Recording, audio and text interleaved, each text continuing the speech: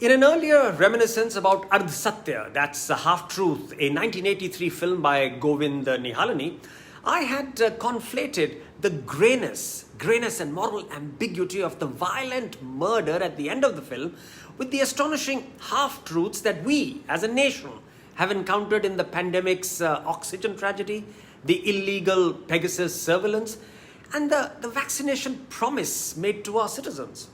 However, there is another insidious half-truth embedded in the narrative of the film, the Ardh Satya of discretion and discrimination used by the state to annihilate innocent victims.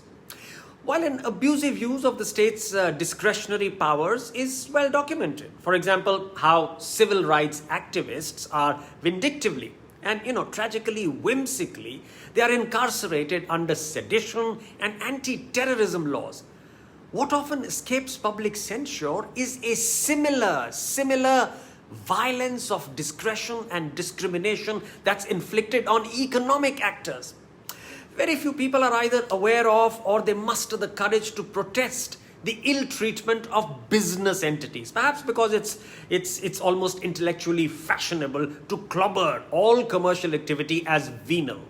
So this state excess gets a free ride despite being almost as destructive. When you think of state excesses, what instantly springs to mind is the Cairn energy tax imbroglio. Now, nationalist Indians are incensed that a rapacious foreign corporation, it's popularly rumored to be a tax dodger, has the temerity to file a petition in global courts for seizing $1.7 billion of our government's assets, including residential properties in Paris and Air India's planes parked overseas.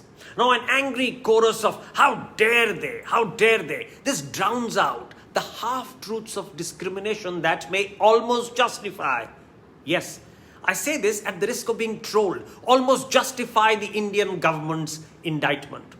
Just consider the facts with a cool head. Cairn Energy made a highly risky and hugely successful bet on exploring oil in Barmer in Rajasthan.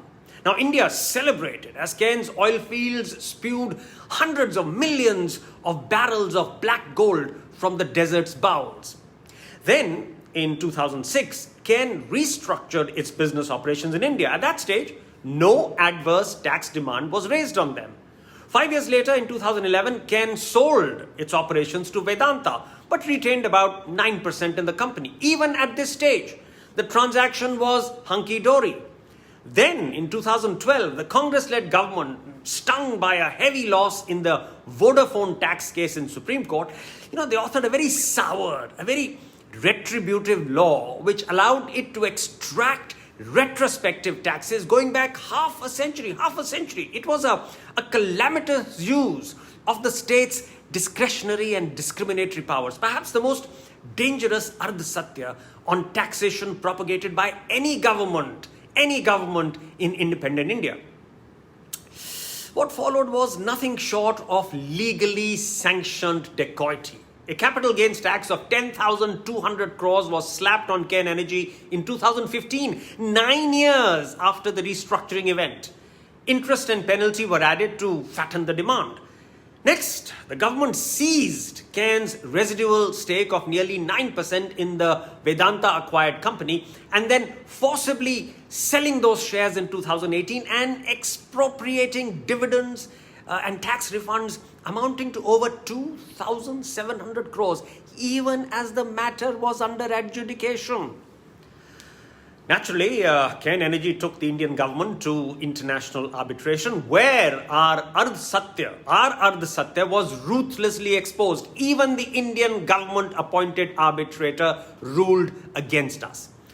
But the Indian government continues to defy, arguing that its sovereign right to tax cannot be subject matter of international litigation. While I concede there could be a half-truth in the government's assertion of sovereign taxation rights, the way Cairn Energy was assaulted has handed the moral baton to the beleaguered foreign entity.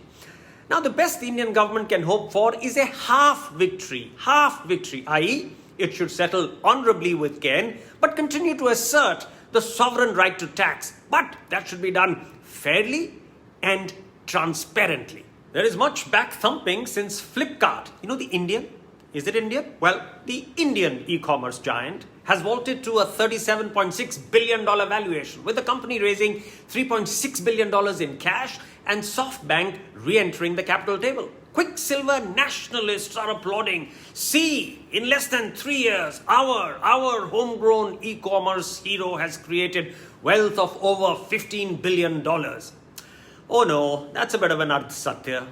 Yes, of course, it's true that Flipkart's valuation has leapt from $22 billion in 2018 when it flipped out of the Indian founders, that is the Bansal boys' hands, into American Walmart. That's correct. But then even then, excited nationalists had claimed that $16 billion, the largest ever foreign direct investment, will flow into India. But I had to bust that myth because 14 billion out of that 16 billion was Indian wealth that was drained out to America, China, Japan and South Africa. Only a relatively paltry 2 billion had made it to India. Why? Because in our nationalist wisdom, we had unleashed our formidable agencies to investigate fraud in a fledgling Flipkart, hounding the founders out of the country. Ultimately, Flipkart's ownership was flipped to Singapore in October 2011 to save it from the vagaries of India's half-baked exploitative laws. So when the time came to encash the value via the Walmart sale, India lost while the rest of the world gained. A similar phenomenon is playing out now. This massive accretion of $15 billion in less than 3 years is being soaked up almost entirely by overseas shareholders. So the wealth is being created in India, but it's enriching non-Indians. Poor India will only get a relatively paltry $3.6 billion in primary capital that will be invested here, while all the ballooning gains are parked overseas. Why again? Because we shall continue to suffer from the original sin when we forced the first generation founders of Indian unicorns to relocate their companies in other lands, creating an Ardh Satya or shadow of foreign residence.